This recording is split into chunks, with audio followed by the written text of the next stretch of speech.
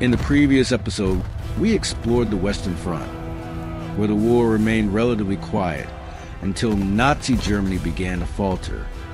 But what truly led to the collapse of Hitler's empire? The answer lies in the East, where German forces faced off against the Red Army in the most brutal and blood-soaked front of the entire Second World War. Tens of millions perished. Thousands of cities were reduced to rubble. And this war would alter the course of human history.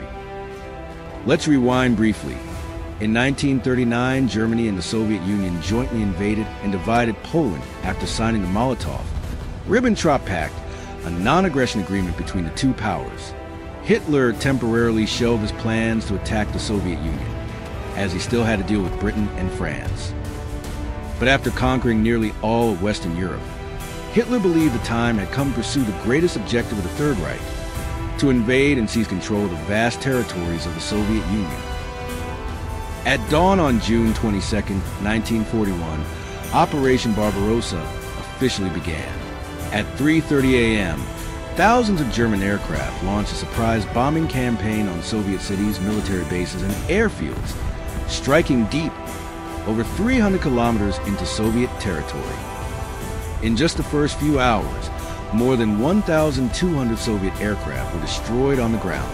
The German Luftwaffe quickly gained total air superiority. Next came the massive ground assault. 3 major German army groups, North, Center, and South, simultaneously crossed into Soviet territory. Columns of tanks and motorized infantry stormed across the front like a hurricane, splitting up Red Army formations and crushing any resistance in their path.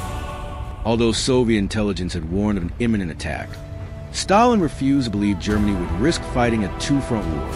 As a result, the Soviets were caught almost completely off guard. In the north, German forces advanced rapidly, throwing the Soviet Northwestern Front, including the 8th, 11th, and 27th Armies, into complete disarray. Hundreds of thousands of Soviet troops were encircled, and numerous cities fell within just days. Meanwhile, in the south, German forces pushed toward Kiev, while the central thrust drove directly toward Moscow. The Blitzkrieg, Germany's lightning war tactic, proved devastatingly effective, and within the first few months alone, nearly 3 million Soviet soldiers were either killed or captured. Germany's Army Group North, consisting primarily of the 4th Panzer Group and the 16th and 18th Infantry Armies, launched a blitz advance into the Baltic region. However, due to limited manpower, the Germans were unable to fully encircle and annihilate the Soviet 8th and 11th Armies. The Soviet 8th Army attempted a counterattack using the 12th Tank Corps, but failed. It was cut off from the main Soviet force and forced to retreat through Lithuania, Latvia, and eventually into Estonia. They were finally pushed to the coast near Tallinn, then the capital of Estonia, and also the main base of the Baltic Fleet. Facing the threat of total encirclement, the Baltic Fleet was forced to retreat to Kronstadt, near Leningrad, bringing with it the remnants of the 8th Army to help in the defense of the city. Soon after, all the Baltic republics fell one by one to German control. The Northwestern Front was effectively wiped out. Only the 11th Army and the remaining forces of the 27th Army managed to retreat towards Daraya, where they joined with the Western Front to slow the German advance, before gradually falling back toward Leningrad. At this point, German forces had already captured the Tikhvin Railway Junction, advancing close to Lake Ladoga and severing Leningrad from the rest of Soviet territory. The city of Leningrad, the second most important industrial, political, and cultural center in the Soviet Union, was now fully encircled. To the north stood the Finnish army, to the south the Germans, to the west the Baltic Sea, and to the east, the only lifeline left, Lake Ladoga. If Leningrad fell, the Soviets would not only lose a vital strategic stronghold, but also suffer a devastating psychological blow. This was, after all, the city named after Lenin, the founding father of the Soviet state. In desperation, the army and civilians of Leningrad fought like cornered bears. Fiercely, stubbornly, and without surrender, they swore to defend the city to the last breath. Thus began the bloodiest siege in human history. Meanwhile, in the south, army groups south of Nazi Germany launched an offensive against the Soviet Southwestern Front in Ukraine. However, with only one panzer group first, and the 6th and 17th Infantry Armies, the Germans lacked the strength to execute a full pincer movement. Here, the Red Army had a stronger presence, including the 5th, 6th, 12th, and 26th Armies, all under command of experienced Soviet generals. They mounted a series of fierce counterattacks, forcing the Germans to reassess Soviet resistance. Even in the early days of the war, under the overwhelming pressure of the Nazi advance, the Southwestern Front suffered heavy losses, but did not collapse. They fought in an organized manner, slowed the enemy's momentum, and forced the Germans into frontal assaults under extremely difficult conditions. Soviet Tank Corps 8, 9, 15, 19, and 22 launched repeated counterattacks, conducting fighting retreats toward Kiev, maintaining cohesion and avoiding encirclement. On the Black Sea front, the 9th Army, also known as the Coastal Army, was pushed back to Odessa. There, they joined forces with the Black Sea Fleet and heroically defended the city from August 5th to October 16th, 1941. But when German and Romanian troops threatened the Crimean Peninsula, the Soviets were forced to evacuate Odessa to defend Sevastopol, their strategic naval base. There, just like in Leningrad, Soviet troops and civilians fought to the last man, battling for every house, every street, every meter of land. It was not until July 1942 that German forces finally captured Sevastopol. The determined Soviet defenses at Odessa, Sevastopol, and Kiev had significantly slowed the German advance, buying precious time for the Soviet Union to mobilize its reserves and protect its vital industrial zones in the Donbass and Caucasus regions, the very heart of Soviet industry and its primary source of oil. In stark contrast to the northern and southern fronts, the Soviet Western Front in Belarus suffered a complete disaster, for armies, the 3rd, 4th, 10th, and 13th, were poorly positioned and faced off against the 2nd and 3rd Panzer Groups, along with the 4th and 9th Infantry Armies of Germany, the main spearheads of Army Group Center.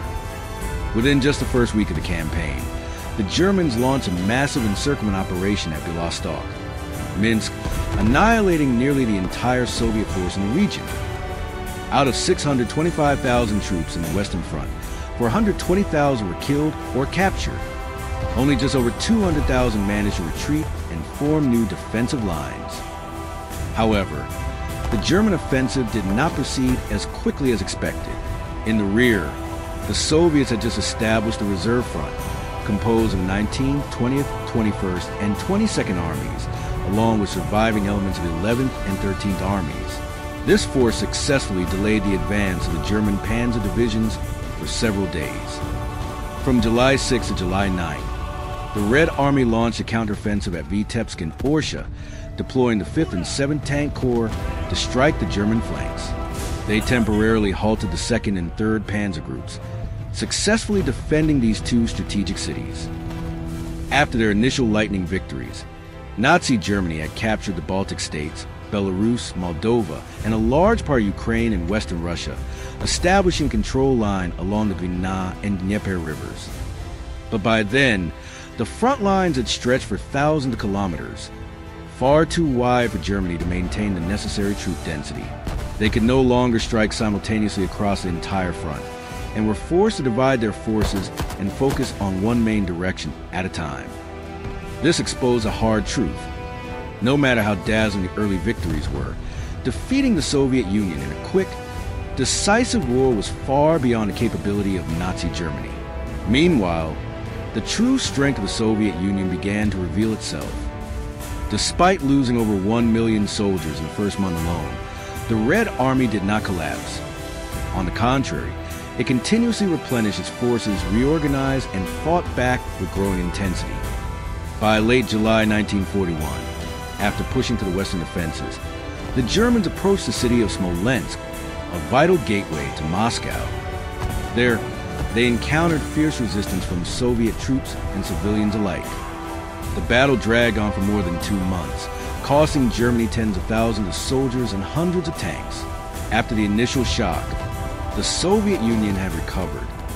The Red Army was now fighting with increasing organization and discipline. The Barbarossa Blitz was beginning to stall, and from this point forward, the Eastern Front would no longer be a swift conquest. The Battle of Smolensk was not just a fight for territory, but crucial delaying action, buying enough time for the Soviets to build up the defenses of Moscow and to await a powerful ally, the Russian winter. Just like over a century earlier when Napoleon became mired in Russia, 98, Hitler, too, would now face the Russians' frozen ally. The winter of 1941 arrived earlier and more brutally than ever. Temperatures plummeted. German tanks had to run their engines constantly to avoid freezing, and more troops died from cold than from battle. The German advance came to a complete halt. Meanwhile, the Red Army used every day to strengthen defensive lines, reinforce their forces, and prepare for the final showdown at Moscow. In September 1941, Hitler launched Operation Typhoon, the decisive blow to seize the heart of the Soviet Union. A massive force was assembled, 75 divisions, over 1.8 million troops, 1,700 tanks, 14,000 artillery pieces, and 1,400 aircraft, amounting to one-third of the entire German army and two-thirds of armored forces.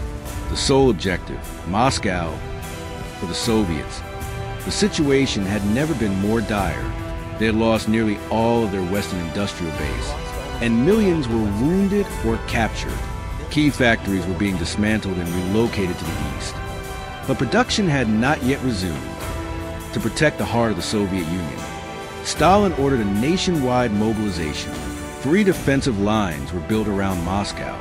The Vyazma-Bryansk line, 200 to 500 kilometers from the capital. The Volokholamsk, Mozhaevsk, Kaluga line, 100 to 150 kilometers away. And the innermost ring, directly defending the city.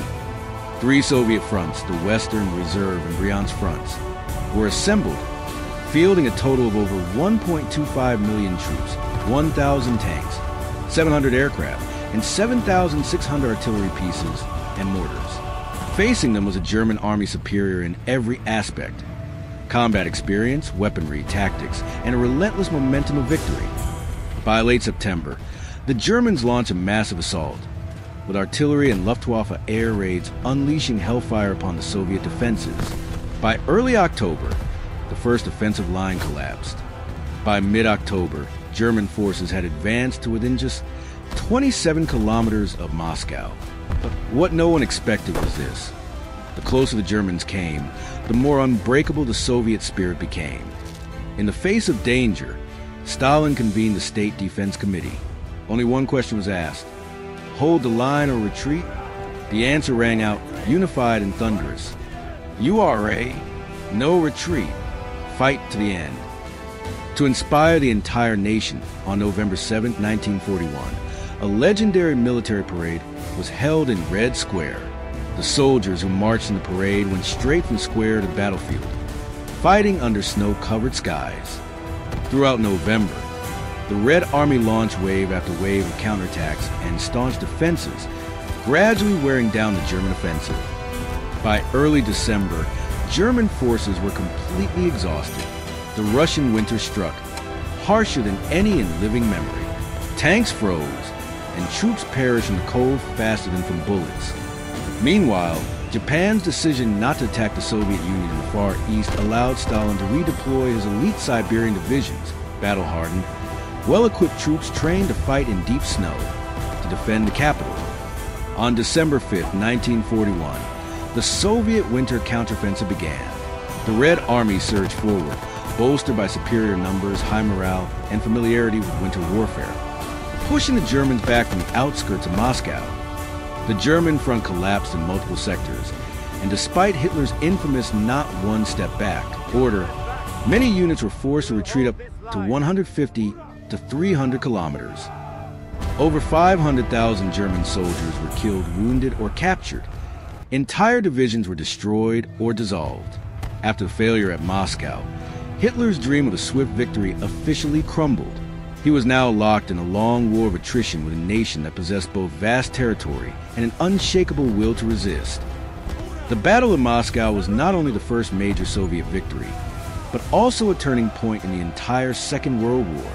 The wheels of German conquest, which had rolled across all of Europe, were now stopped and slowly turning back.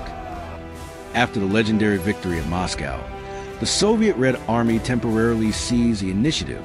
From December 1941 to early 1942, a series of Soviet counteroffensives broke out along the front, pushing German forces gradually westward. However, those victories came at a high cost. Heavy manpower losses, fractured front lines, and no decisive outcomes. Although driven back from the gates of Moscow, the German army retained significant latent strength. With the blitzkrieg strategy having failed, Hitler was forced to shift to a war of attrition, focusing on reorganizing forces and strengthening defenses, while waiting for a chance to strike back. By summer 1942, Nazi Germany had nearly fully recovered. With the Western Front temporarily quiet, Hitler diverted all available power to the east. Over 6.2 million soldiers, 217 divisions, and thousands of tanks and artillery pieces were deployed to the Soviet-German front. His objective was clear: cut off the Soviet Union's economic lifeline by seizing the Don River and Caucasus regions, home to massive oil fields that fueled the entire Soviet war machine. By June 1942, everything was in place for the summer campaign. Hitler believed that if Germany could capture these resource-rich areas, the Soviet Union would collapse from exhaustion. But if the operation failed, the future of the Third Reich would also come to an end. Meanwhile, the Red Army, though now more experienced and morale was high, was still not strong enough to launch major offensive operations. Minor counteroffensives at Kharkov and Rostov yielded only limited gains, while casualties continued to mount. After a brutal winter, in the summer of 1942, Nazi Germany deployed its most formidable ace cards to the Eastern Front. Renowned generals like Erich von Manstein, Friedrich Paulus, and Ewald von Kleist were transferred east, preparing for the largest offensive since the war began. In May 1942, the Soviet Union launched a counteroffensive to relieve the besieged city of Sevastopol. 3 Soviet armies advanced towards southern Crimea, but encountered a formidable adversary, the 11th Army, commanded by General Erich von Manstein. Despite being outnumbered, Manstein identified a weakness in the Soviet lines and struck back with surgical precision. In just 12 days, the entire Crimean front of the Soviet Union was annihilated, with over 110,000 Soviet troops captured. On July 4, 1942, Sevastopol fell after nearly a year of valiant resistance. This victory cemented Manstein's name as a tactical legend in the German military. Around the same time, north of Crimea, the Soviet Union launched the Kharkov offensive, aiming to drive German forces out of southern Ukraine. But the Red Army grossly underestimated the strength of the enemy. On May 12, 1942, just as Soviet forces had advanced 60 kilometers, General Friedrich Paulus' 6th Army launched a surprise counterattack from both flanks in coordination with von Kleist's armored forces. In just over a week, the Germans encircled the entire Soviet spearhead at Barbankovo-Lozovaya. By May 29, 200,000 Red Army soldiers were killed or taken prisoner. This strategic disaster nearly wiped out the entire southwestern front of the Soviet Union. The back-to-back victories at Sevastopol and Kharkov gave German forces a morale boost unlike anything before. Hitler believed the time had come to deliver the final blow to the Soviet Union. In the summer of 1942, Hitler approved Operation Blue, a massive offensive aiming to seize the oil-rich Caucasus and the city of Stalingrad, a vital industrial and transportation hub on the Volga River. The vast, open steppes of southern Russia were ideal terrain for German armored divisions. Panzer Armies 1 and 4 led the way, sweeping aside any Soviet resistance in their path. In just 1 month, the German army had advanced 500 to 600 kilometers, capturing numerous key cities and pushing to the very edge of the Volga River. After 2 resounding victories in Crimea and Kharkov, the German army grew so confident it became complacent, convinced that the Soviet Union was on the verge of collapse. But events did not unfold as they had planned. According to Operation Blau, the Germans pushed deep into the south, aiming for the oil-rich Caucasus region. The Red Army conducted an organized retreat, establishing strong defensive lines along the Terek River, backed by the treacherous Caucasus Mountains. with key strongholds at Makhachkala, Grozny, and Ordzhonikidze. As German forces reached the mountain region, they were immediately halted. Tanks couldn't climb the passes. Artillery was hard to position, while Soviet troops and native mountain fighters, well-versed in local terrain, proved formidable in combat. All attempts to break through failed. By early 1943, Germany was forced to withdraw from most of the Caucasus, retreating to Taman Peninsula and Crimea to hold defensive positions. Meanwhile, to the north of the Caucasus, a single name began to echo like a challenge: Stalingrad. This industrial city on the banks of the Volga River, the heart of southern Soviet territory, became a vital objective for both sides. From June to July 1942, the Germans launched a massive offensive. General Hermann Hoth's 4th Panzer Army swept through Soviet forces at Voronezh, clearing the way for General Friedrich Paulus's 6th Army to surge southward. By July, German troops had reached the banks of the Don River, eliminating the threat to their left flank. On July 17, 1942, Paulus's vanguard clashed with Soviet defenders on the outskirts of Stalingrad. The largest battle in human history had begun. At first, the Germans committed only 13 divisions, totaling 270,000 troops, but at the battle's peak, this number swelled to over 80 divisions, more than 1 million soldiers, supported by thousands of tanks and aircraft. The Soviet Union poured in all available reserves, raising the total number of troops on both sides to over 2.3 million, surpassing even the Battle of Moscow.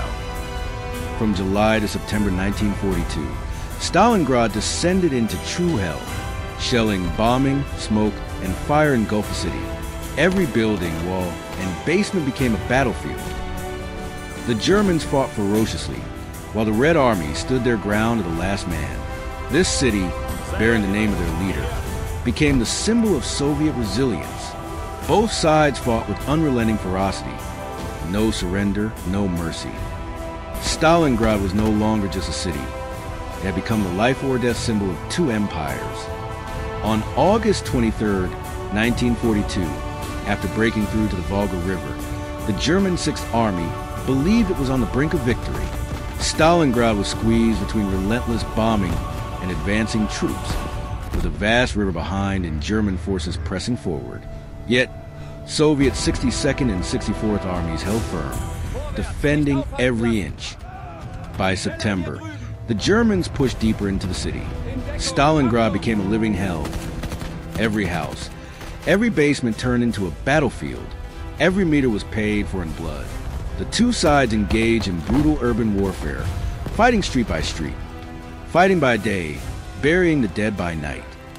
The Soviets relentlessly reinforced their troops, even ferrying fresh units across the Volga under constant enemy fire. By mid-October, the Germans had taken parts of southern Stalingrad, but their offensive momentum had exhausted. The 6th Army had fallen into the strategic trap the Soviets had prepared. Lure the enemy in deep and isolate them. Germany's flanks were held by Romanian and Italian forces, units that were undertrained and low in morale. This became the weak point. On November 19, 1942, the Soviet Union launched Operation Uranus, a massive counteroffensive from both flanks. In just 4 days, the encirclement was complete. More than 22 divisions of the 6th Army, along with part of the 4th Panzer Army, were fully surrounded. Inside the city, German forces were cut off, undersupplied, and had lost contact with command. The harsh cold, hunger, and skyrocketing casualties shattered morale. On February 2nd, 1943, the remnants of the German force were forced to surrender. The result: around 1 million German soldiers were killed or captured, including Field Marshal Friedrich Paulus, the first German field marshal ever to surrender. This was Germany's most catastrophic defeat in World War II, and a pivotal turning point in the entire war. After the victory at Stalingrad, the Soviet Union launched a series of major counteroffensives, driving German forces back from the Caucasus and southern Russia. Strategic initiative had fully shifted into the hands of the Red Army. Over the course of just 18 months, Germany lost nearly 3 million troops, and many of its divisions were completely wiped out. No unit remained at full fighting strength. Facing this dire situation, Hitler ordered a total national mobilization, determined to regain the initiative with a new counteroffensive, Operation Citadel, aimed at the Kursk salient. It would become the largest tank battle in human history.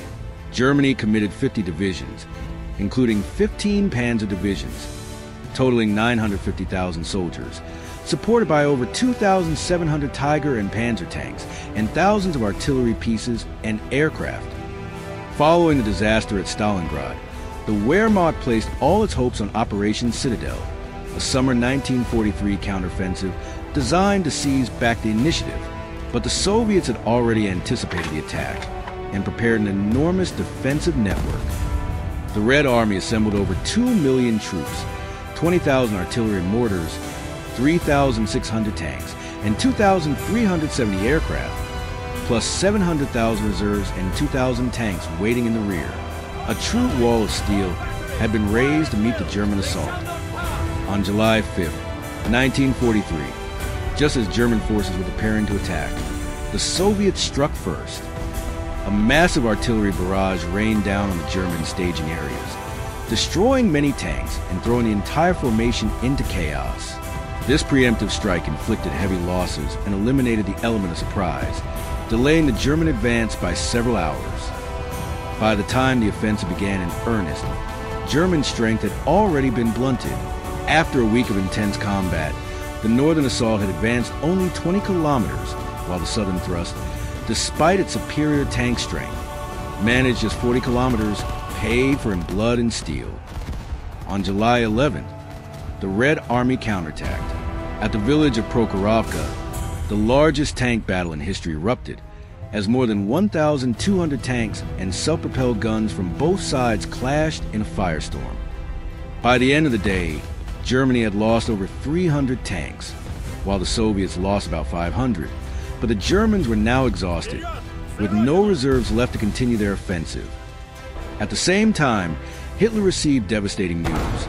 The Allies had landed in Italy. He was forced to withdraw panzer divisions to the Western Front and ordered an end to Operation Citadel. With this, the Germans permanently lost the strategic initiative, and from this point on, were confined to defensive warfare. After the victory at Kursk, the Red Army launched a full-scale counteroffensive across the entire front. The next objective, liberate Ukraine and break through Germany's eastern wall, a defensive line along the Dnieper River. 263, Germany responded with 1.2 million troops, 62 divisions, including 14 panzer divisions, supported by 13,000 artillery pieces, 2,100 tanks, and 2,100 aircraft. But facing them was a far greater storm of steel. 2.6 million Soviet troops, 51,000 artillery and mortars, 2,500 tanks, and 3,000 aircraft deployed by 5 Soviet fronts. To deny the Germans any chance to regroup, the Red Army launched a river-crossing assault while still advancing, one of the largest river-crossing operations in military history, spanning more than 700 kilometers. Every means available was used: pontoon bridges, wooden boats, makeshift rafts. By the end of September 1943, Soviet forces had captured dozens of bridgeheads along the right bank of the river. Through September and October, fierce battles raged around each of them. The Germans launched frantic counterattacks, tried to push the Red Army back into the river, but failed. In early November 1943, after months of preparation, the First Ukrainian Front launched a major offensive, crossing the Dnieper and liberating Kiev, the capital of Ukraine. On November 6th, the red flag was raised over the city, marking a decisive victory. German forces counterattacked fiercely throughout the remainder of the year, but failed to retake Kiev. By late December 1943, the Dnieper campaign ended in Soviet victory. The Red Army had secured the entire eastern bank of the river and captured a large territory on the western side, effectively cutting off German forces in Crimea. This was the first full-scale strategic offensive by the USSR to end in complete success since Stalingrad. After the defeats at Stalingrad and Kursk, Germany's military might was severely eroded.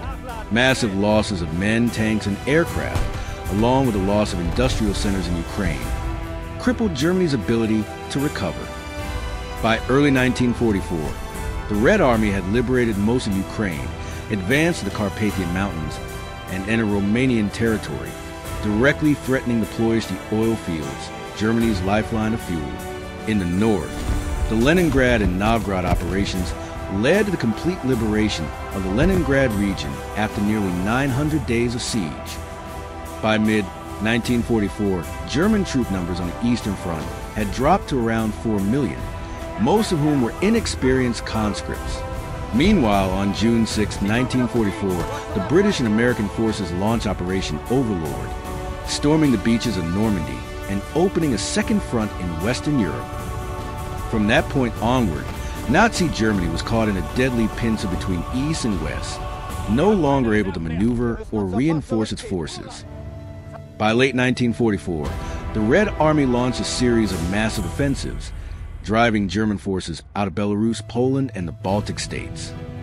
Soviet troops pushed deep into Hungary, Romania, and Bulgaria, forcing Germany's Axis allies to surrender one after another. The Axis coalition collapsed like dominoes. In early 1945, the Red Army prepared for final and decisive battle. From January 12th to February 3rd, the Vistula Oder offensive smashed through German defenses from Warsaw to the very gates of Berlin. The Third Reich was in its final death throes.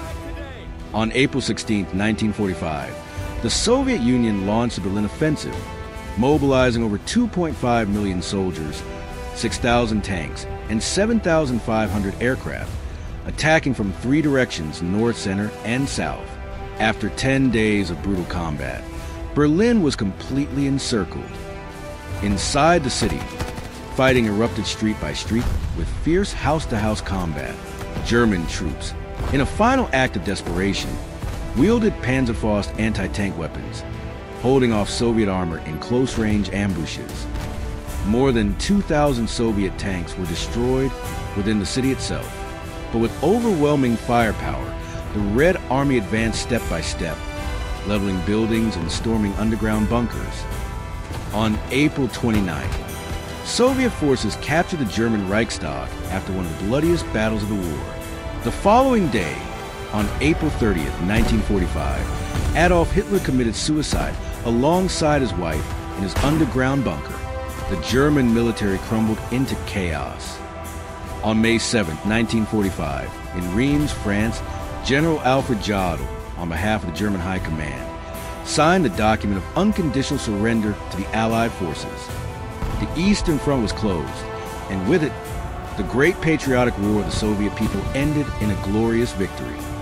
An empire that once spread terror across Europe had now collapsed into ashes, and the Soviet Union, though victorious, had to rise from cities reduced to rubble, where tens of millions had perished, paying the ultimate price for peace for all mankind.